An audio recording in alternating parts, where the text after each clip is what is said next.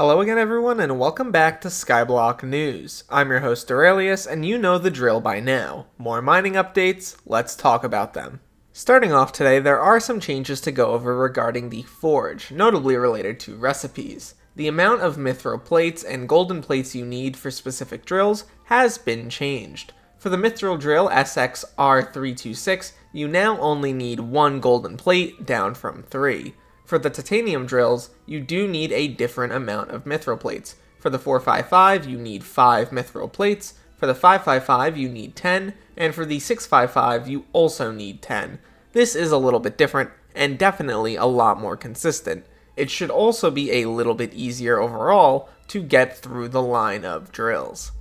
Hey guys, Jade here. Don't forget to use code RAIL in the Hypixel store for 5% off your order. It means the world to us and it helps more than y'all know.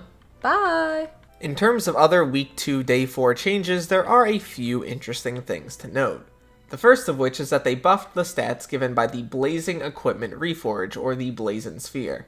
Now it gives a bunch of mining fortune, and as you can see at Mythic tier, it can give you up to 8 mining fortune per piece, which I guess is pretty interesting. They've also moved the treasure at the end of Bednam's quest to a new location now that the old statue it was referring to has been removed, and that is mostly related to build changes in the Dwarven mines.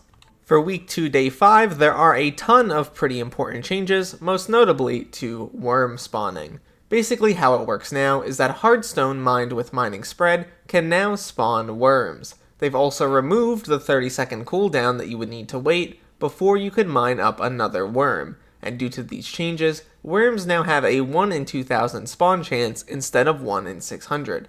Do not think that this is a nerf by any stretch of the imagination though.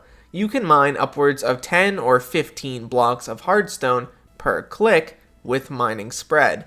With this now applying to spawning worms, the actual chance of spawning one is more like 1 in 150 to 1 in 200 per click. Obviously this will depend on how much mining spread you have, but it definitely is a buff. The admins also fixed an issue that would practically guarantee you a worm spawn, and they also made it so that hardstone now always drops 1 at base. Previously, it had a chance to drop 2.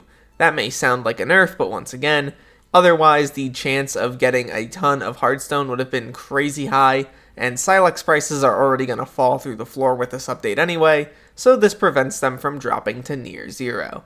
Last on our list, we do have a few more things to go over. The Glistening Equipment Reforge, or the Shiny Prism, now gives true defense instead of mining fortune, and at Legendary Rarity, it gives you 4 true defense per piece, and at Mythic, it gives you 4.5. This could be good for players who are new to Blaze Slayer, giving them a little bit extra true defense, allowing them to spec more into offense, which I think is pretty neat.